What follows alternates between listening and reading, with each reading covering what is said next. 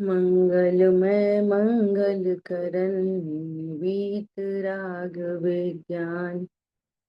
नमो ताहि जाते भय अरहंतादि महान। परिमंगल करियो महा ग्रंथ करन को काज। जाते मिले समाज सब पावे निज पद राज। नमो अरहंताणं नमो सिद्धाणं नमो आयर्याणं नमो उवज्यायाणं नमो लोये सवसागुणम्।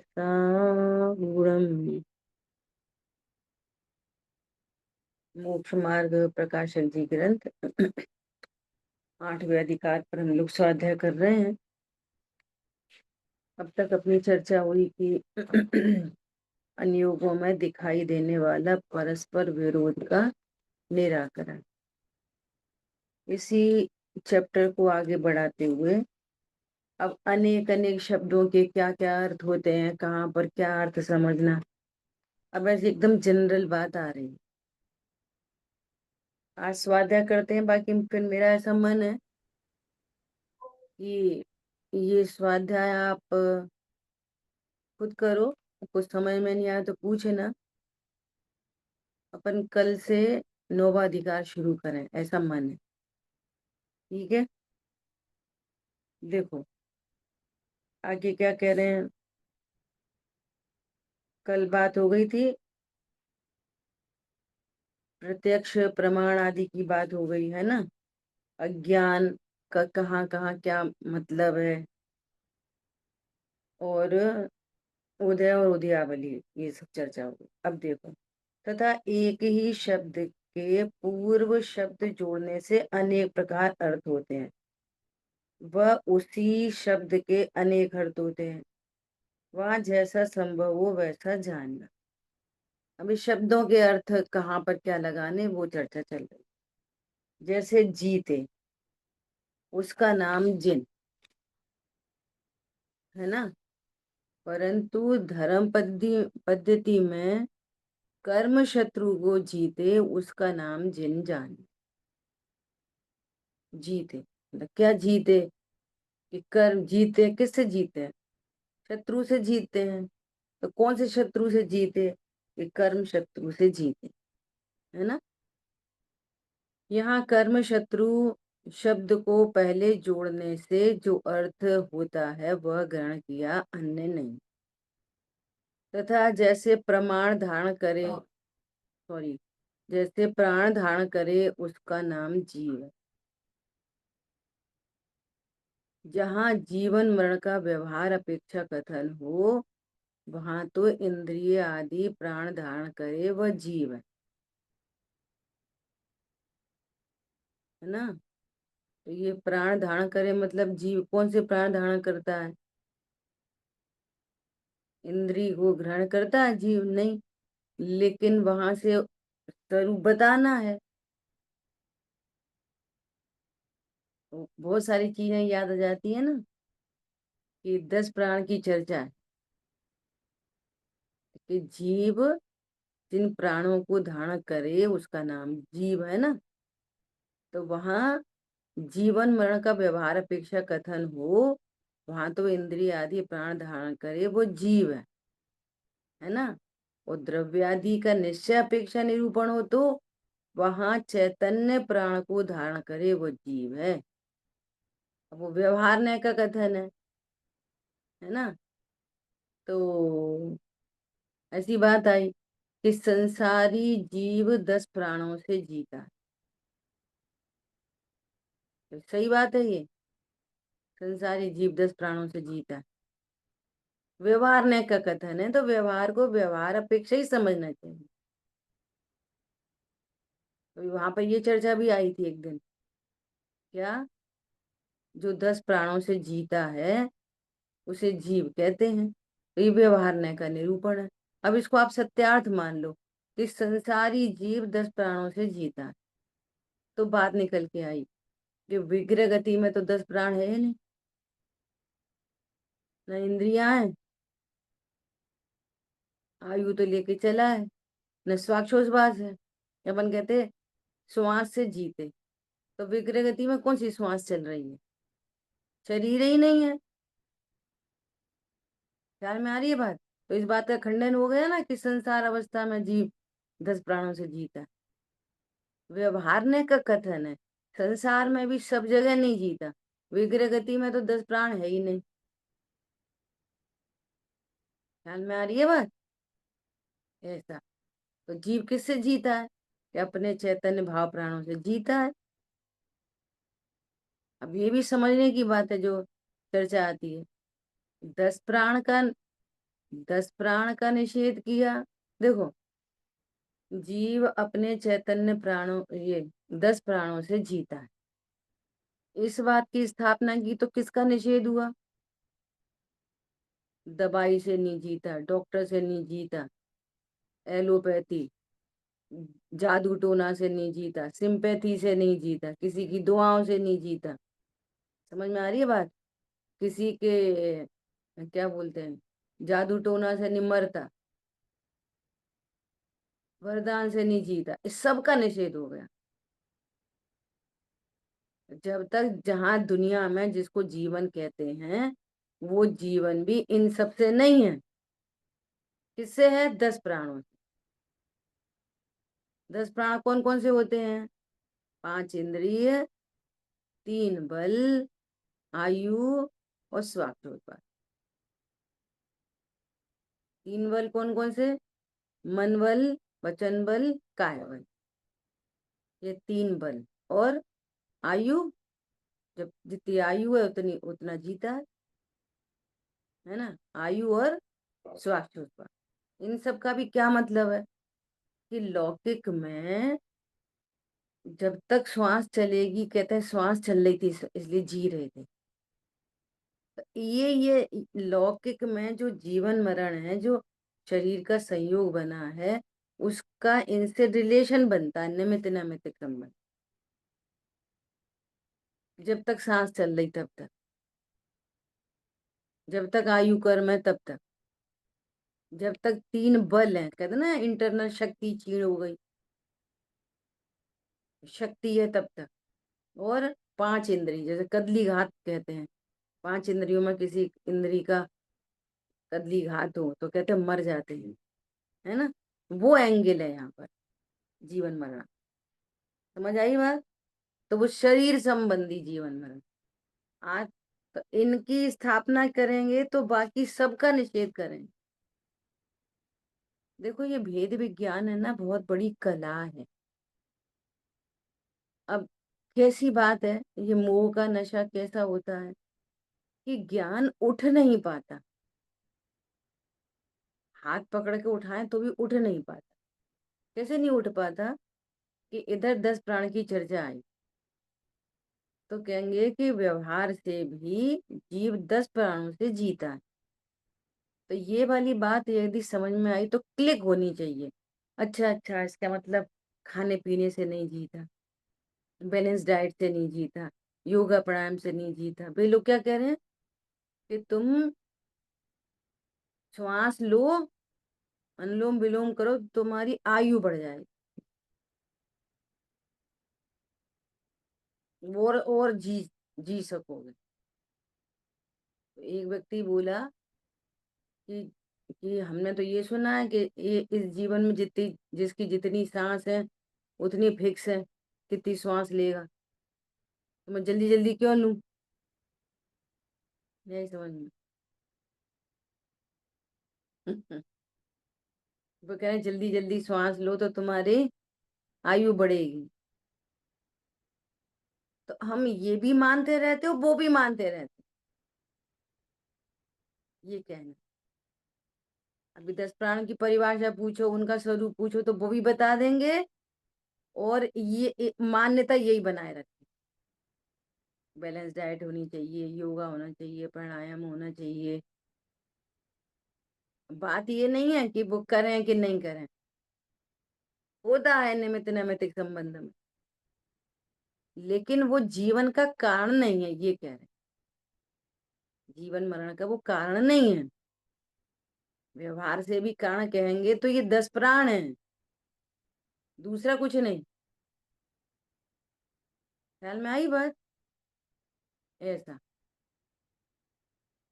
अब आगे बढ़ेंगे तो कि मैं 10 प्राण, अब 10, हाँ सही बात, अपन 10 प्राण से जीते हैं। 10 प्राण से जीते हैं कि अपने चैतन्य भाव प्राणों से जीते हैं? जीवत्व शक्ति। तो भेद पे रुकेगा। जीवत्व शक्ति से जीते हैं। जीवत्व शक्ति की महिमा बनी रहेगी और त्रिकाली ध्रुव कहीं पड़ा। अरे शक्तियों से मैं जीता हूं कि मेरे से शक्तियां जीती? तो अभेद तक आ गए, भीतर एकदम। तुम भीतर आओ, तुम भीतर जाओ। समझ आई बात? ऐसा। तो यहाँ पर कह रहे हैं, ठीक है। तो जहां जैसा अर्थ हो वैसा समझना। अब देखो, समय, जैसे समय शब्द के अनेक अर्थ हैं, वहां आत्मा का नाम समय, तीसरी गाथा में सबको समय कहा। पूरे 6 द्रव्य समय है ना। अब जीव समय, दूसरी गाथा में जीव को समय कहा। ठीक है। सर पदार्थ का नाम समय, और काल का नाम समय, और समय मात्र काल का नाम समय है। शास्त्र का नाम भी समय है, मत का नाम भी समय। समय शब्द से इतनी चीजें निरूपित की जाती हैं। इस प्रकार अनेक अर्थों में जैसा जहां संभव हो वैसा वहां जान लेना। ठीक है। ऐसा। तथा कहीं तो अर्थ अपेक्षा नामाधिक कहे, कहीं रूढ़ी अपेक्षा नामाधिक कहे, है ना। जहां रूढ़ी अपेक्षा नामादि लिखे हों वहां उनका शब्दार्थ ग्रहण नहीं करना, परंतु उसका जो रूढ़ी अर्थ हो वही ग्रहण करना। कैसे? जैसे सम्यक्तवादी को धर्म कहा, वहां तो यह जीव को उत्तम स्थान में धारण करता है, इसलिए इसका नाम सार्थक है। समझ में आई बात? धर्म क्या है? धर्म क्या चीज है? जो जीव को उत्तम स्थान पे धर दे। शावकाचार्य जी में दूसरे श्लोक में यही अर्थ किया है कि धर्म धर्म तो सब कोई कहते हैं, लेकिन धर्म का स्वरूप तो पता नहीं है। धर्म तो सब करने चले, है ना। हर मत के व्यक्ति धर्म करता है। तो कह रहे धर्म तो उसको कहते हैं जो संसार परिभ्रमण रूपी दुखों से छुड़ाकर उत्तम अविनाशी सुख में धर दे, उसका नाम धर्म है। तो ये धर्म शब्द सार्थक है, ये धर्म का। और रूढ़ी से, धर्म द्रव्य का नाम धर्म है, वो रूढ़ी से। धर्म द्रव्य को क्या कहते हैं? धर्म। ठीक है। तथा धर्म द्रव्य का नाम धर्म कहा, वहां रूढ़ी नाम है।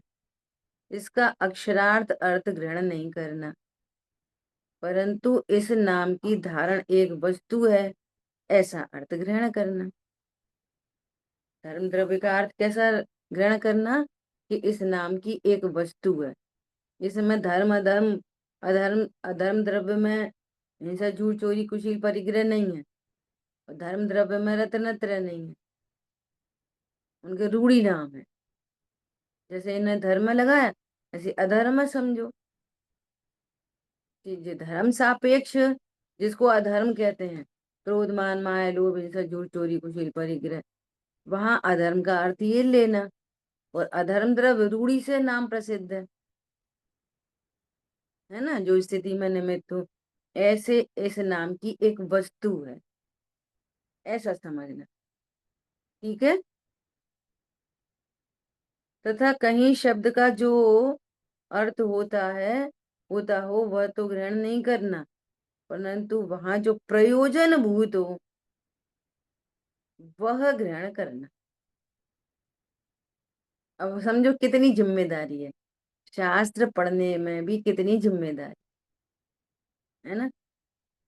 जैसे कहीं किसी का अभाव कहा हो और वहां किंचित सद्भाव पाया जाए तो वहां सर्वथा अभाव नहीं ग्रहण करना। किंचित सद्भाव को गिनकर अभाव कहा है, ऐसा अर्थ जानना। देखो क्या कह रहे हैं, जैसे सम्यक दृष्टि के राग आदि का अभाव कहा, वहां इस प्रकार अर्थ जानना, वहां इसी प्रकार अर्थ जानना। जैसे जैसे बोलेंगे ना, सम्यक दृष्टि को राग आदि नहीं होते, उनको राग आदि का अभाव है, सर्वथा अभाव नहीं समझ लेना, प्रयोजन परक बात है ये। मूल में भी अध्यात्म में उन्हीं को राग आदि कहते हैं। पता है इन सब चीजों पर बहुत एक्सरसाइज हुई है, बहुत ज्यादा, बहुत ज्यादा। तब ये तब है ना, मथनी जब चलती है तब मक्खन प्रकट होता है, तब आपका ज्ञान निर्भर होता है। सम्यक दृष्टि को सीधा सीधा ऐसा बोलते कि स्वरूप जाना और राग उत्पन्न नहीं हुआ। तो ये चलता कि ये, अभी तो ये भी कहते हैं कि सम्यक दृष्टि खाते हैं पीते हैं, उनके युद्ध आदि भी हो सकते हैं, विषय भोग होते हैं, तो वो बिना राग के होते हैं, उनको उस समय कोई राग उत्पन्न नहीं होता। समझ में आ रही है बात।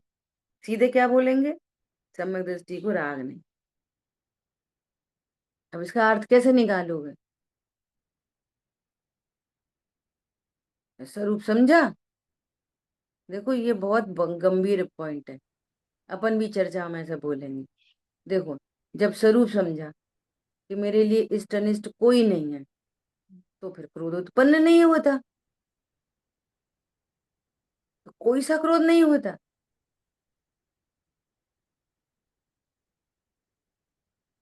अब जैसे सीता जी हैं, सीता जी को जंगल में निकाला, है ना, तो उन्हें क्रोध उत्पन्न नहीं हुआ। ये चर्चा हालांकि हो गई पहले अपनी, सीधे सीधे ऐसा बोला जाएगा क्रोध उत्पन्न नहीं हुआ। ख्याल में आई बात। कौन सा क्रोध उत्पन्न नहीं हुआ, अनंत अनुबंधी नहीं हुआ। अब सुनना ध्यान से, अप्रत्यख्यान, अप्रत्यख्यान कषाय वहां विद्यमान है, और अप्रत्यख्यान कषाय में जब मंद कषाय चल रही है ना, अनंतानुबंधी का अभाव है और अप्रत्यख्यान का मंद उदय है, तो ऐसे लड़ाई झगड़ा तेज बोलना उलना नहीं हुआ, तो उस मंद कषाय पर सम्यक तुक के सहित उस मंद कषाय पे आरोप आएगा, ये इन्होंने क्रोध नहीं किया। समझ में आई बात। और वहीं रामचंद्र जी आदि ने युद्ध किया, है ना, तो सम्यक तुक के साथ में जो युद्ध है, तो उस युद्ध को गौड़ करेंगे और क्या बोलेंगे, देखो सम्यक की महिमा।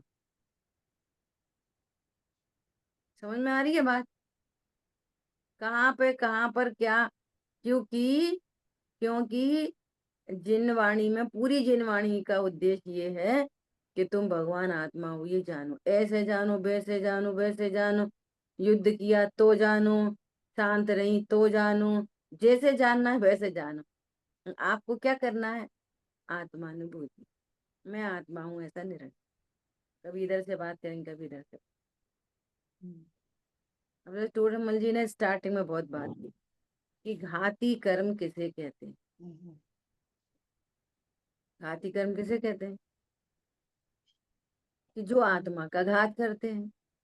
तो कह रहे आत्मा का तो घात नहीं कर सकते, आत्मा का घात तो नहीं हुआ, तो फिर किसका घात करते हैं, कि जो स्तंभ निद्रा का घात करे। तो कह रहे हैं कि घात तो उसका नाम है जो पहले था और बाद में घात किया, सामने चीज थी, हमने घात कर दिया। संवर निद्रा तो है ही नहीं, तो घात कैसे करा उनका भी? समझ आई नहीं आई? घात किसका करेंगे? जो सामने हो उसका ही तो घात करेंगे, जो है ही नहीं उसका क्या घात करेंगे? तब तीसरा अर्थ निकल के आया कि जो प्रकट न होने दे उसका नाम घात है। ऐसे अर्थ हैं जिनवाणी में। घाती कर्म किसे कहते हैं? तो सीधे सीधा अर्थ करेंगे बिल्कुल, जिसको भाई जी बोलते हैं ना, कि पप्पू की भाषा में, पप्पू की शैली में घाती कर्म किसे कहते हैं? जो आत्मा का घात करे। तो बोले तुम पप्पू ही बने रहोगे, नर्सरी एलकेजी पढ़ते रहोगे।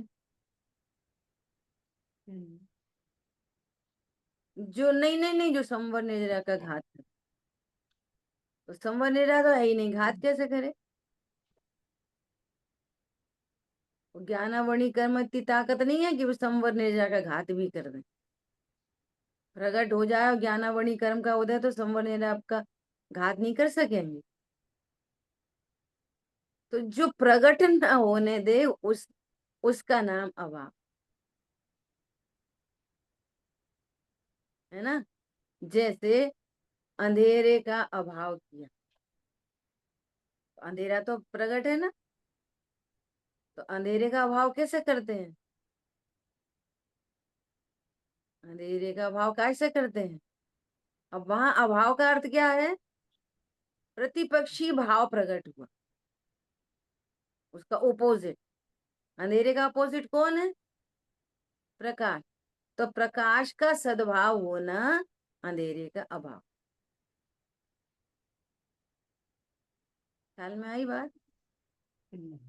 ऐसे सरकार ने गरीबी दूर की, तो कैसे करी गरीबी दूर? उसका ओपोजिट। गरीबी कोई चीज है? जैसे अमीरी कोई चीज है, जैसे गरीबी कोई चीज है? धन का नहीं होना ही गरीबी है। तो कैसे दूर करेंगे? कि धन के सद्भाव से वो दूर हो जाएगा। तो ऐसे अर्थ हैं यहाँ पे जिनवाणी। ठीक है। और सुनो, और एक बहुत गजब की बात। ये उत्पाद वह है ना, उत्पाद वह, द्रव्य तो सदा द्रव्य है, उत्पाद वह है। जिनवाणी में जब भी पर्याय की बात आती है, तो वो उत्पाद पर्याय की बात आती है। इनको राग है, तो उत्पाद की बात आती है। सम्यक दर्शन है, उत्पाद की बात आती है। व्यय की बात कम आती है। कब आएगी? सम्यक दर्शन हुआ तो मिथ्यात्व का व्यय हुआ, तो व्यय की बात तो आएगी इतनी सी। और पूरी जिनवाणी में बात, क्रोध किया, मान किया, सम्यक दर्शन हुआ, वीतरागी हुए। समझ में आ रही है कि कौन पर्याय के कौन से अंश की बात है? पूरी जिनवाणी में उत्पाद अंश की। ये बहुत इंपॉर्टेंट बात है। ख्याल में आ रही है बात? ये संध्या दीदी जी ने एक बार ये चर्चा की। ऐसा, तो कहाँ पर क्या मर्म है?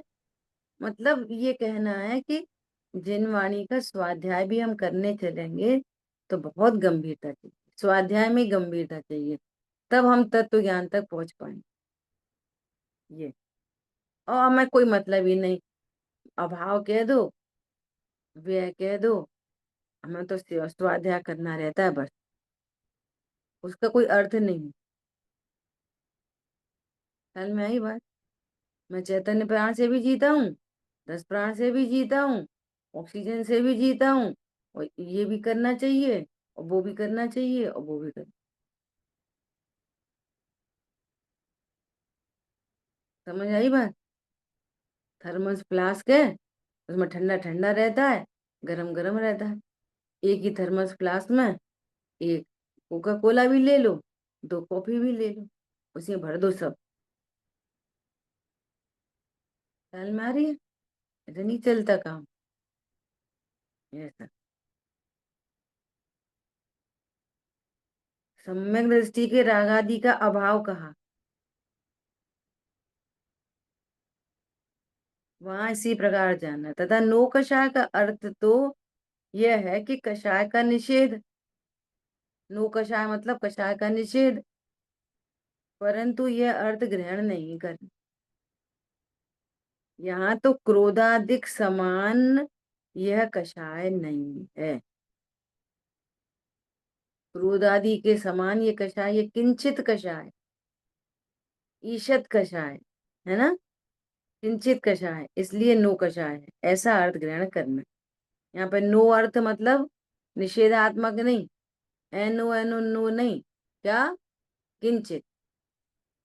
और बंध में भी मुख्य कारण नहीं बनता इनका, परंतु देखो गजब की बात,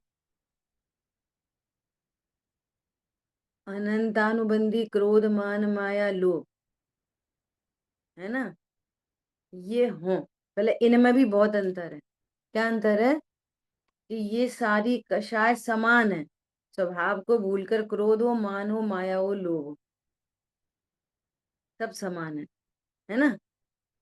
अनंतानुबंधी बंद होता है सबसे, अनंत संसार का, परंतु हम क्रोध को कषाय समझते, मान मायाचारी लोभ तो पता ही नहीं चलती। क्रोध व्यक्त हो जाएगा तो लगेगा अरे हमें तो गुस्सा आ गई, और मायाचारी चलती रहे, मान के साथ चलती रहे, कोई नो प्रॉब्लम। पहले इनमें ही ऐसा भेद समझते, है ना। और बहुत लोभ हो, और लोभ के वशीभूत परिग्रह बहुत हो, और परिग्रह है पाप, और क्या कहेंगे ये बड़े आदमी है। आओ साहब, आ गया आओ साहब, कौन समझ में आ रहा है? और पहले तो इन्हीं में इतना अंतर डल जाता है। अब प्रशंसा कब की जाती है? कि वो लोभ का निषेध करे, लोभ का अभाव करे, तो दान आदि दिए हों तो दान की प्रशंसा है, बड़े आदमी की प्रशंसा नहीं है। जैन शासन ये कहता है तुम मत कमाओ, दान भी मत दो, नो प्रॉब्लम, और उस समय शक्ति को तत्व ज्ञान में उपयोग करो, ऐसा है जैन शासन। जैन शासन ये नहीं कहता कि तुम खूब कमाओ और फिर दान दो, बहुत दान भी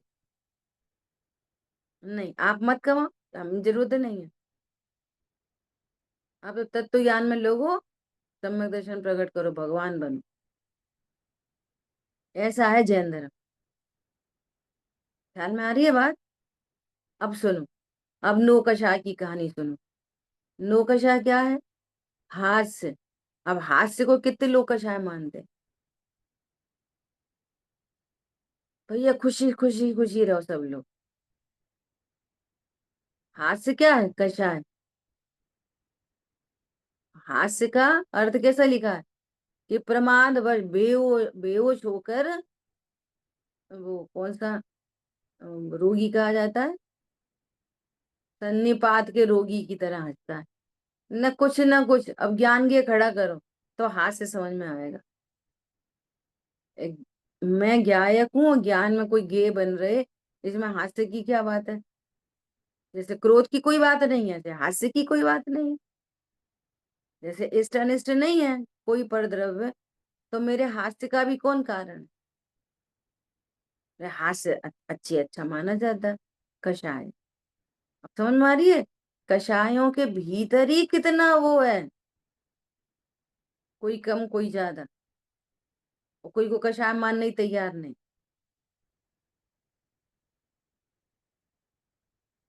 समझ में आ रही है बात?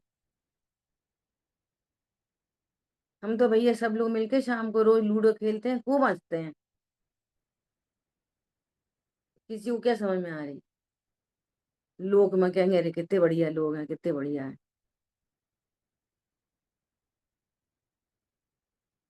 समझ में आई बात? ऐसा। तो अब और अंदर जाओ, हास्य, रति, अरति। यहाँ पे एक बात और कहनी है, बात ये कहनी है कि क्रोध मान माया लोभ हास्य रति अरति आदि, ये तो होते हैं, ये तो मिथ्या दृष्टि को तो होते ही हैं, चौथे गुण स्थान में भी होते हैं, पांचवें भी होते हैं। बात इनके होने की नहीं है, बात सम्यक ज्ञान की है, कि आप इस चीज को क्या समझते हो, इनको आशय समझते हो, इनको दुख का कारण हास्य को दुख का कारण समझते हो, हास्य को बंध का कारण समझते हो, बात ये है। और सारी कषायों को एक जैसा समझते हो कि अपने मन से? अब सुनना जरा ध्यान से। रति अरति, बताओ, रति अरति क्या है? कषाय। अब उपदेश है प्रीति करो, प्रीति करो, प्रीति करो, कषाय है ना। फिर शोक, घर में कोई ऐसी घटना घट जाए, कोई मर जाए, कुछ हो जाए, तो शोक को कैसा मानते हैं? अच्छा। और शोक से बंद होता है नीच गति। ख्याल में आ रही है बात? भय, जुगुप्सा, जुगुप्सा मतलब ग्लानि, किसी चीज से ग्लानि करना। काय को करना ग्लानि? वो मेरे ज्ञान में क्या कर रही है ना, ग्लानि। फिर अब वेद, स्त्री वेद, पुरुष वेद, नपुंसक। अब देखना कि हास्य हो तो उसको सही मानते, और वेद कषाय हो तो उसको बुरा मानते। एक तरफ वेद कषाय है ना, और दूसरी तरफ क्रोध। बोलो कौन सी बड़ी कषाय है, और हम किसको बड़ा मान रहे? समझ में आ रही है बात? बड़ी कषाय कौन सी है? क्रोध बड़ी कषाय है, ये तो नो कषाय है। पॉइंट समझ में आ रहे नहीं आ रहे हैं? जैसे चार संज्ञाएं हैं, आहार, भय, मैथुन, परिग्रह, संज्ञा। तो आहार संज्ञा को क्या मानते हैं हम? बुरा। और क्रोध को, और लोभ को, और हास्य को, शोक को। समझ में आ रही है बात? ऐसा ये सब में ज्ञान होना चाहिए। क्रोध व्यक्त नहीं हो और लोभ बना रहे, मायाचारी व्यक्त नहीं हो, मान बना रहे। भैया भी सब एक बराबर की कषाय हैं। जितना बंद क्रोध से होता है उतना ही बंद लोभ से होता है, उतना ही बंद मायाचारी से होता है। ख्याल में आई बात? और ये नो कषाय है, ये नो कषाय है, ये किंचित कषाय है। तो वेद कषाय हो या आहार संज्ञा हो, ये किंचित कषाय, इनसे बड़ी कषाय है क्रोध मान माया लोभ। हम इन्हें बड़ा मानते, उनको उनको तो चालू है। ये स्वरूप समझना बहुत गंभीरता से, ठीक है। तथा जैसे कहीं किसी युक्ति से कथन किया हो वहां प्रयोजन ग्रहण करना। समय सार कलश में यह कहा कि धोबी के दृष्टांतवत पर भाव के त्याग की दृष्टि यावत प्रवृत्ति को प्राप्त नहीं हुई, तावत यह अनुभूति प्रकट हुई। कह रहे हैं कि उस धोबी का दृष्टांत सुन के वो दृष्टांत की बुद्धि अभी पुरानी नहीं पड़ी, और जब तक वो पुरानी नहीं पड़ जाए तब तक तो अनुभूति कर लो, अनुभूति हो गई, ऐसा कह रहे। यावत तावत, यावत तावत का अर्थ बता रहे हैं। यावत तावत मतलब क्या? देखो, सो यहाँ यह प्रयोजन है कि परभाव का त्याग होते ही अनुभूति प्रकट होती है। यहाँ पर ये अर्थ है, परभाव का त्याग होते ही अनुभूति प्रकट होती है। जैसे लोक में किसी के आते ही कोई कार्य हुआ हो। क्या? अरे जैसी भी आए तो भैया हमारे ये काम हो, ऐसे बोलते हैं ना, लोक में किसी के आते ही कार्य होता है। बोलते क्या है? बोलते क्या है? अरे बे आए नहीं, काम ही हो गया। समझ में आई बात? बोलते क्या है? अरे भैया बे आए नहीं कि काम ही हो गया। इसका मतलब आते ही काम हुआ, तो उसको बोलते हैं बे आए नहीं कि काम हो गया। समझ में आ रही है बात? ऐसा कह रहे हैं यहाँ पे। वहां ऐसा कहते हैं कि आया ही नहीं और ऐसा काम हो गया। ऐसा ही प्रयोजन यहाँ ग्रहण करना। कि रागादि का प्रभाव का त्याग होते ही अनुभूति प्रकट होती है। मापा क्या कह रहे हैं? प्रभाव का त्याग हुआ नहीं कि अनुभूति हो गई।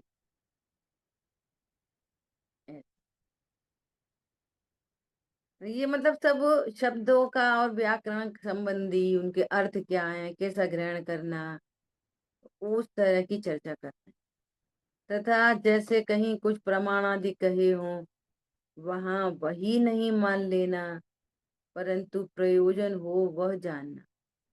ज्ञानाडम में ऐसा लिखा है कि इस काल में दो तीन सत्पुरुष हैं, तो नियम से इतने ही नहीं, परंतु यहाँ थोड़े हैं, ऐसा प्रयोजन जान। पता है, ये भी बहुत चर्चा चलती है भैया। इस काल में और इधर भरत क्षेत्र में, अब पूरा भरत क्षेत्र, अपन तो कहाँ भारत में, भरत क्षेत्र में भारत कितना सा, भारत में मध्य प्रदेश कितना सा, तो क्या बोलेंगे? एक ही दो जुगनू की तरह चमकेंगे सम्यक दृष्टि। अब अपन को बड़े बड़े लोग दिख रहे हैं, तो भैया बेई कछु होंगे एकाध दो लोग, अपन थोड़ी हो सकते। जब पूरे भरत क्षेत्र में एक ही दो होंगे, विदेश क्षेत्र में बहुत होंगे। भरत क्षेत्र में कहाँ, तो भरत क्षेत्र कहाँ भारत, वो कहाँ इतना बड़ा भारत, वो कहाँ जिस प्रदेश में हम रहते, पूरे एनसीआर में। समझ में आ रही है? और पूरे एनसीआर में कहाँ इतू सा, नोएडा का एक सोसाइटी। समझ में आ रही है बात? तो अपन तो हो ही नहीं सकते। मतलब रेयरिटी बहुत है, इसलिए कहा कि एक दो चमकेंगे जुगनू जैसे। इसका अर्थ ये नहीं है कि सच्ची में एक आदि होंगे, ऐसा ये सब बता रहे हैं। ऐसा अर्थ नहीं निकालना कि परंतु यहाँ थोड़े हैं, ऐसा क्या। इसी रीति सहित और भी अन्य प्रकार शब्दों के अर्थ होते हैं, उनको यथासंभव जानना, विपरीत अर्थ ग्रहण नहीं करना। तथा जो उपदेश हो उसे यथार्थ अब ये भी बहुत बड़ी बात, जो आगे पैराग्राफ आ रहा, पहले भी कहा है, एक बार और आगे एक बार और कहेंगे, है ना? क्या बोल रहे हैं? हर उपदेश तुम्हारे लिए नहीं है।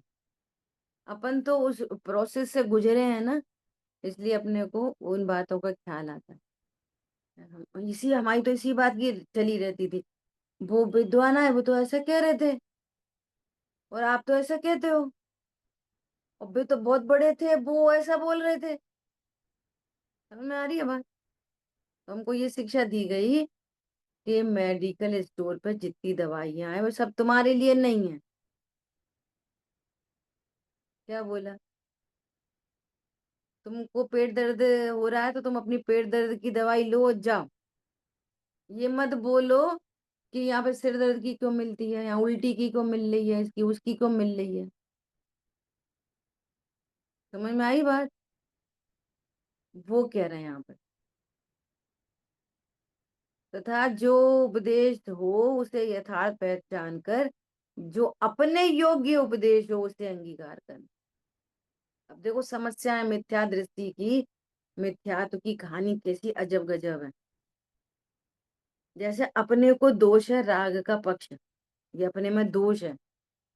और जिन वाणी में जहां जहां ये कहा जाएगा ना, यार मैं तो ध्रुव हूँ, राग आदि तो क्रमबद्ध में होते हैं, ध्रुव दृष्टि नहीं करेगा, राग का पोषण कर लेगा।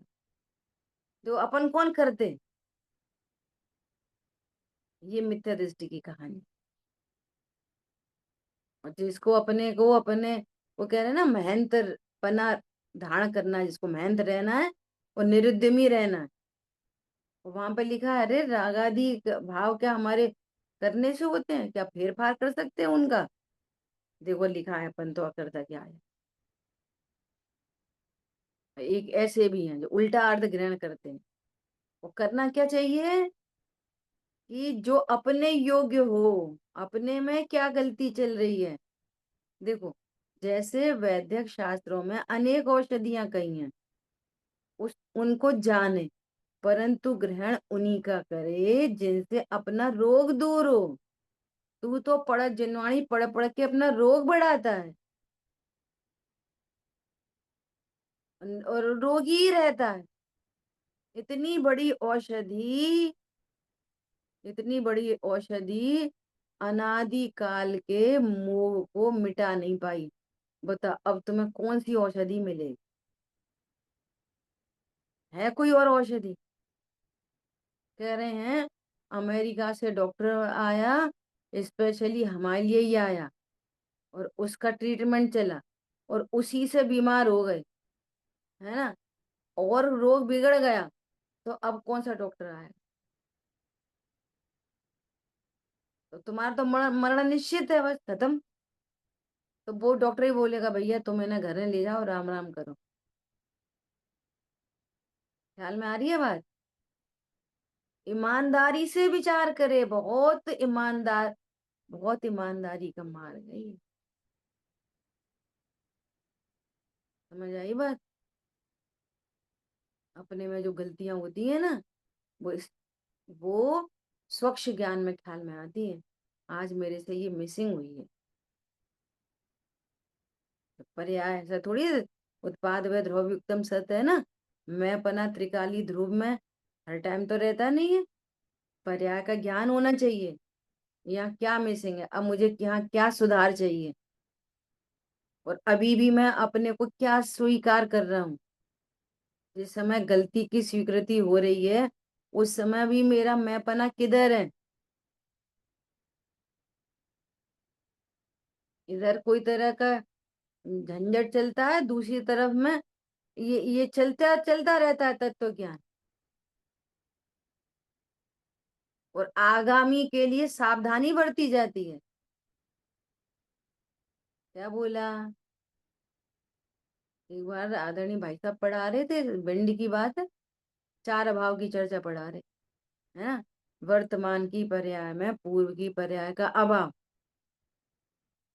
है ना। तो भाई साहब तो सिद्ध करते हैं बहुत जबरदस्त, कोई टॉपिक है तो बहुत जबरदस्त सिद्धि होती है उनकी। तो पंडित साहब सुन रहे थे, इस प्रवचन सुनते हैं अभी। भाई पंडित साहब, फिर उनके बाद पंडित साहब का प्रवचन होना था, तो पंडित साहब आए, तो पंडित साहब ने ये वाली बात बोली। क्या बोले? कि अभाव तो है वर्तमान में, पूर्व की पर्याय का अभाव तो है, लेकिन वर्तमान पर्याय पूर्व की पर्याय से शिक्षा लेती है। समझ में आ रही है बात? क्यों? ज्ञान का काम है हे उपाधि का निर्णय करना।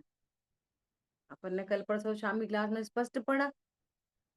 ज्ञान, अब जैसे मान लिया ज्ञान, ये पता चली कि ये असावधानी हुई, तो आगे के लिए सावधान होएगा नहीं होएगा? तो देखा कैसा जाता है दुनिया में कि अभाव है बस। अब एक गलती करी, हाँ हाँ ठीक है हो गई हो गई, वही गलती फिर दोहराओ, फिर बोलो हो गई, फिर गलती दोहराओ, फिर बोलो हो गई। सैकड़ों बार गलती हो जाए और फिर बोलो गलती हो गई हो। तुम्हारा ज्ञान कुछ नहीं है, उपाधि का निर्णय नहीं, अभी लौकिक निर्णय नहीं है। समझ में आ रही है? एक टमाटर खरीदने का निर्णय नहीं है, तो दूसरे की क्या बात करेंगे? प्राग अभाव क्यों है? कि उसका लक्ष्य करके दुखी मत हो। हर एक बात के बहुत गंभीर अर्थ होते हैं। अरे हमसे ऐसी गलती हो गई, गलती हो गई, गलती हो गई, रो मत, अभाव है। पहले हमने ऐसा दान दिया वैसा दिया, घमंड मत करो, अभाव है। वर्तमान में उसका अभाव है, ये पर्पस है उसका। ख्याल में आ रही है बात? लेकिन आपने कुछ शिक्षा ही नहीं ली, ऐसे बोलते रहो वर्तमान में मिथ्यात्व का अभाव है, और मिथ्यात्व कैरी फॉरवर्ड हो रहा है, फिर अभाव है फिर कैरी फॉरवर्ड, फिर अभाव है फिर कैरी फॉरवर्ड। तो ये उपादेय का तत्व ज्ञान का निर्णय कैसे करोगे? अभाव तो हर पर्याय में है। तो काम कैसे बनेगा? अरे समझ में आ रही है बात, नहीं आ रही है? ऐसा तो कितनी क्लियर बात लिखी है। अपने को शीत का रोग हो तो उष्ण औषधि का ग्रहण कर रहे, और हमें तो अपने शीत का रोग छिपाना है और उसी की वो करनी है, पंचायती वकीलायत। तो फिर बने रहो, मरो। पंडित साहब ऐसा बोलते हैं कि तुम जहर खा के आ गए। डॉक्टर ने पूछा क्या खाया, कि डॉक्टर साहब कुछ नहीं, कुछ नहीं। तो डॉक्टर, हम समझ रहे डॉक्टर साहब को बुद्धू बना दिया, कुछ नहीं। मरेगा कौन, डॉक्टर? ऐसे पंडित साहब बहुत एग्जाम्पल देते थे। ऐसे ऐसे है ना। अम, भरी आप देखो कैसी गुरुता, कैसी शिष्यता। भरी सभा में खड़ा कर देते थे, भरी सभा में। तो अब देखो गजब की बात, कैसे तो गुरु, कैसे तो शिष्य। तो जनरल पब्लिक ऐसा बोलती, क्या बोलती? अकेले में बोलना चाहिए, सबके बीच में नहीं बोलना चाहिए। अब अगला प्रवचन हमें इन्हीं का सुनना है। उन्हीं उन्हीं उन्हीं ने डांट खाई है, तो अपन को कैसा लगेगा सुनने में? कितनी क्रेडिबिलिटी आएगी उनकी? समझ में आ रही है बात? तो, तो पंडित साहब पता है इसका एग्जाम्पल क्या देते? और का, बिच्छू चढ़ो हुए तुम्हारे ऊपर तो चढ़ो रहने दो, अकेले में उतारेंगे। बोले बिच्छू चढ़े आए तो कब उतारें, सबके सामने नहीं उतारो। समझ में आ रही है बात? अब देखो, हमें बिच्छू से मरण लगता है, हमको बिच्छू से लगता है कि नुकसान, वो कषायों से नुकसान नहीं लगता। ये समस्या है, इसलिए ऐसे प्रश्न आते हैं। बिच्छू डंक मार रहे तो क्या होएगा? और मिथ्या अभिप्राय से पढ़ते सुनते रहोगे तो क्या होएगा? समझ में आ रही है बात? सांप काटेगा तो एक बार मरण होएगा, और ये विपरीत निर्णय से कितनी बार मरोगे? पहली मर मर के आ रहे। मतलब पंडित साहब की ये विशेषता थी कि वे प्रमाण के भीतर पहुंचाते थे हर बात। ऐसी पता है एक बार क्या हुआ कि सब भाई लोग ऐसे आए हुए थे, तो सुबह जल्दी उठ गए, या दोपहर में सब लोग पाठ करते। तो एक कोई आया, 10-11 बजे आया, दूर से आया, तो और भोजन करके थक के सो गया। तो उनको किसी ने, देखो अज्ञानी का हित कभी हित नहीं होता। अज्ञानी तो अहित में ही निमित्त बनता है। दुखी जीव दुख में ही निमित्त बनता है, वो सुख में निमित्त बन ही नहीं सकता। तो उन जगह ने उन्होंने सोचा कि चलो पाठ ही तो कर रहे हैं। क्या कर रहे हैं? पाठ ही तो पहले ही तो तुमने पाठ को बहुत लोअर चीज समझ ली, है ना? ठीक है, सोन दो, आराम कर लेंगे। पंडित साहब आए, वो कहाँ है? तो वो साहब आराम करे, दूर से आए, थके हैं। और वो दे दृष्टि, आराम आराम आराम। पंडित साहब बोले कैसे करते हो तुम भी? तुम खुद लड्डू खाओ और उनसे कहो कि तुम सोते रहो। अब हमें पाठ करना लड्डू लगे तब तो। बोलो घर में करते हो ऐसे? खुद लड्डू खा लो और मोड़ा मोड़ी को सोन दो। समझ में आ रही है बात? आगम के से कुछ हटके अर्थ हो जाए, है ना? वो तो बिच्छू लगेगा कि मर जाएंगे, और इससे लगेगा नहीं मरेंगे। अब ये उनकी ये बातें भी कौन समझे? जैसे भी तो कह के चले गए, तो उन्होंने लगा ठीक है, उनकी तो आदत है। समझ में आ रही है बात? सचमुच में हमें ये नहीं लगा रहे, हम तो इतनी देर हमारा उपयोग इसमें रमा, ये लड्डू खाने से अनंत गुना लाभ देने वाला। कितनी विशुद्धि बनेगी, उस विशुद्धि के क्या फल आएंगे, तत्व ज्ञान के अवसर मिलेंगे हमें। अब हमारे असंग स्वरूप की आराधना होएगी, हम अनंत काल के लिए सुखी होने के निमित्त हैं ये। कि न पड़ी? इसलिए वो हमेशा कहाँ तक पहुंचाते थे? अमूर्तिक तक। तुम देख रहे मूर्तिक, और उनको दिख रहा अमूर्तिक। ये थी गजब की बात। ठीक है, ऐसा। तो क्या कह रहे हैं, कितना ईमानदार चाहिए कि तुझे शीत का रोग हो तो औषधि कौन सी खाएंगे, शीत की, उष्णता, जिससे वो सर्दी मिटे। गर्मी हो रही हो तो शीतल औषधि खाएंगे, ऐसा। अपने को शीत का रोग हो तो उष्ण औषधि का ग्रहण करे, शीतल औषधि ग्रहण न करे, और औषधि औरों को कार्यकारी है, ऐसा जाने। उसी प्रकार जैन शास्त्र में अनेक उपदेश हैं, उन्हें जाने परंतु ग्रहण उसी का करे जिससे अपना विकार दूर हो, जिससे अपना विकार दूर हो। ये पुण्य पाप के उदय को भी ऐसी लगाना,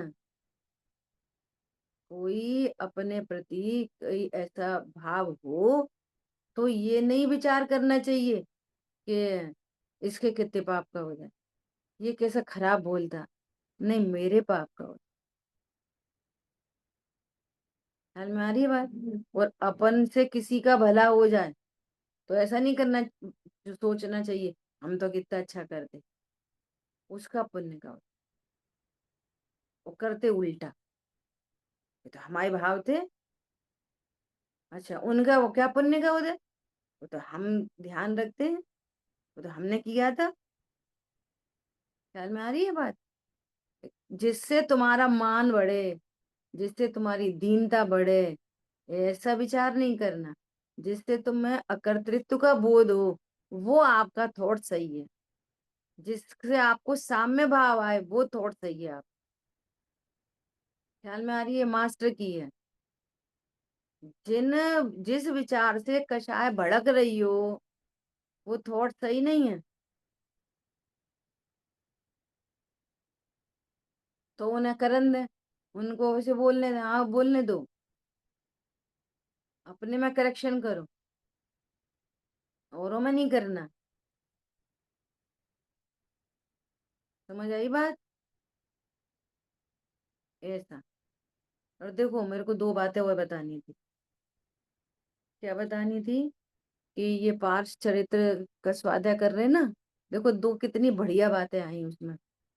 कि जैसे वो जीव, पार्शनाथ भगवान का जीव अ, मुनिराज के पास गए, है ना, उनके शहर में मुनिराज आए, तो मुनिराज ने उपदेश दिया कि हे भव्य, तुम कहाँ राजपाट में लगे हो, तुम तो भविष्य काल के तीर्थंकर हो, अगले 3-4 भवों में तुम मोक्ष को प्राप्त करने वाले हो। तो ऐसा उन्हें उपदेश मिला।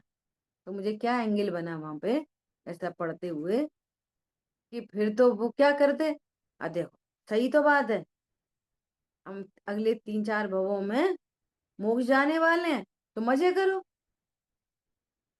हम तो जाने ही वाले, मुनि अवधि ज्ञानी मुनिराज ने कह दी।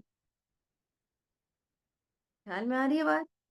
ऐसा सुनते से उनको क्या हुआ, उनको वैराग प्रसन्न, अब बहुत प्रसन्नता हुई, और प्रसन्नता के साथ वैराग्य हुआ। तो उन्हें क्या विचार किया, अरे मुझे मोक्ष जाना है, मुनिराज कह रहे हैं मैं मोक्ष जाऊंगा, ओहो मुझे अब इस राजपाट की क्या आवश्यकता है। तो ऐसा विचार करके, ओहो मुझे तो मुनि धर्म अंगीकार करना चाहिए, क्यों, क्योंकि मुझे मोक्ष जाना है। कौन समझ में आया। तो उसके योग्य परिणमन होएगा नहीं होएगा। अच्छा मुनिराज कह रहा है मैं तो मोक्ष जाना है, चलो बढ़िया राजपाट में थोड़ा मजे करो, वो तो जाना है ही अपन को, तो मुनिराज कह रहे हैं जाना ही है। समझ में आ रही है, उधर उपदेश, और उधर उस योग्य, उस मोक्ष के योग्य कौन सा परिणाम है कि रत्न, मुनि धर्म का अंगीकार।